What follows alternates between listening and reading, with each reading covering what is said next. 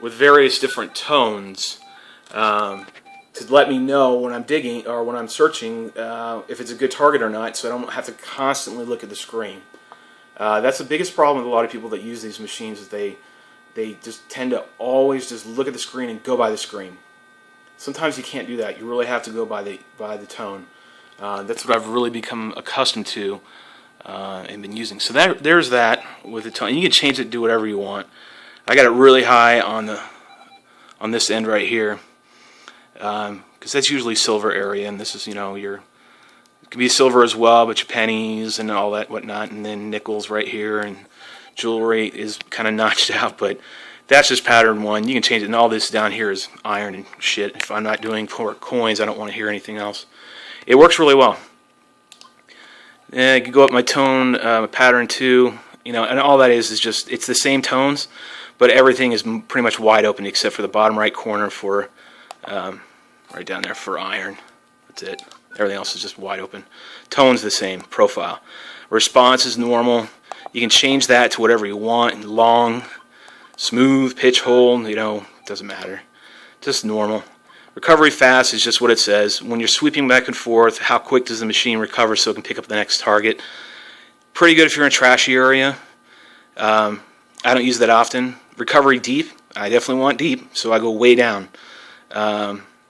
That's what that pretty much does. Target separation. This is the biggest thing that I found out. It's Ferrous coin. This is the thing to use. Don't use high trash, low trash. I mean, you can if you want. Ground coin. This is what's been shown to be great, and I'll tell you what, it is great. Ferrous coin target separation.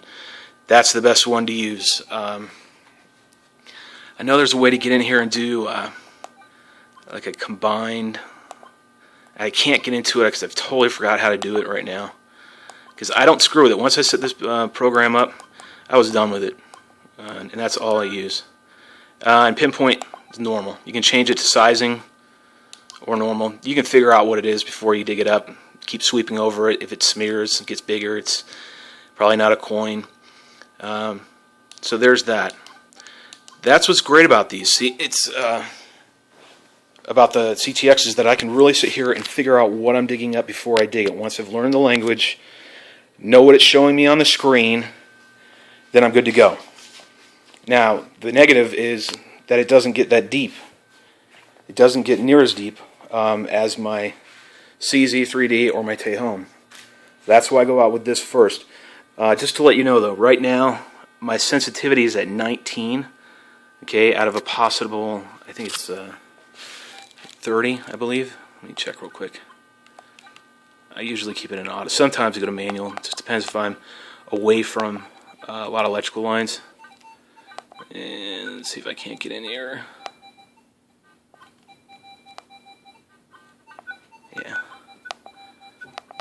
Yeah, it's 30. So I'll go back into manual. So it could get a little bit deeper. Well, it would get a little bit deeper. It's only at 19. It wouldn't shift much. It would probably go from here to probably about this area right here, fall in the 9, maybe. Just depends.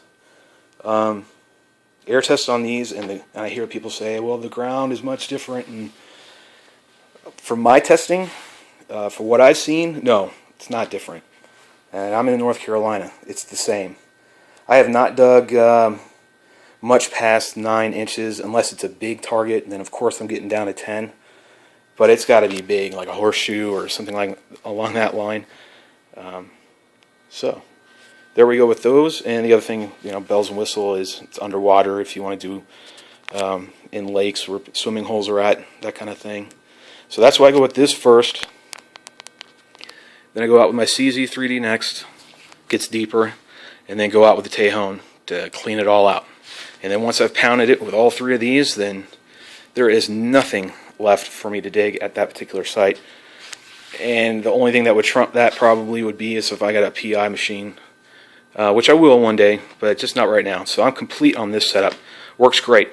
Highest, most expensive is right here. This, I got it from Big Boy Toys or whatever it is. Gentleman there gave me a great deal on it. I won't tell you how much because he told me not to, so I won't. But I strongly recommend going there as well. Most expensive, you know, above $2,000. Next one in line would be the CZ3D. That's in the middle. It's around retail, I think, is $800. You can get them online for cheaper than that, used.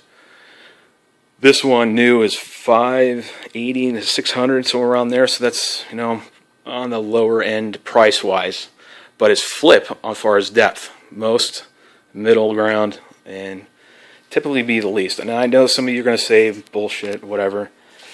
And your soil conditions can be different, and your settings could be different. I'm just telling you what it is with me, and I've got lots of time on this machine and lots of finds. So I hope this helps somebody else out down the road when they're trying to pick their machine. All three of these are very good quality machines. Again, like a lot of people say, it's just your preference, and you got to use them where they're best for. In other words, I can use this machine anywhere. I just pick a program like Relic or Coin, and I can go on a pasture or Civil War site and use a Relic program, or I can go and use a Coin program, go to a park. You know, it's very versatile. This one could pretty much do the same, but you can't program anything, so you got it's all knobs. It's analog, which I actually do like. And this one's almost like a beep and dig. It's got 2 discriminations, and that's about it, but it's still really, really good. Oh, the other thing about this is that Ferrous coin setting on the CTX is vital, because you can really, really hear 2 targets at one time, opposed to having that long E-track warble thing. I don't know what the hell you call it. 50 combined. Let's see if I can't get it to go. I'm trying to get 2 different targets. No, they're both good targets. I wonder if I have some crap. Let's see if I have anything crappy in my pocket.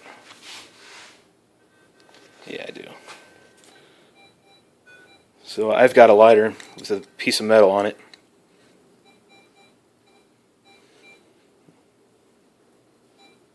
It's still picking it up.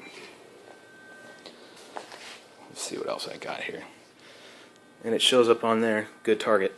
And that's what my bullets have been showing up as, 1133, 1135. Biggest solid piece of junk. Let's see if I can't get it to go. Something like this will mask it. And I'm going to do this on another video, because I can see this is going to be something that needs to be done a little bit better than the way I'm doing it right now. You can get it right there a little bit, but not much. I do have a ton of rustiness. And I just skip so I don't ruin the video. I'll come back with another series on showing the separation that this does versus the separation on the CZ. Because I'll tell you what, that CZ has some great separation. But so does this. So I hope this helps somebody out along the line. Leave some comments for me. Again, I'm new at doing all these videos. I've got a lot of ideas to help people out. Just information. I guess it's in my nature being a coach. Just try to help out. Leave information on the comment section. Let me know what you think. Critique. Don't get overboard and start swearing. And I don't want to turn this into a fight of brand names or companies. This is just merely a honest opinion and assessment of these machines, and I'll get back to you.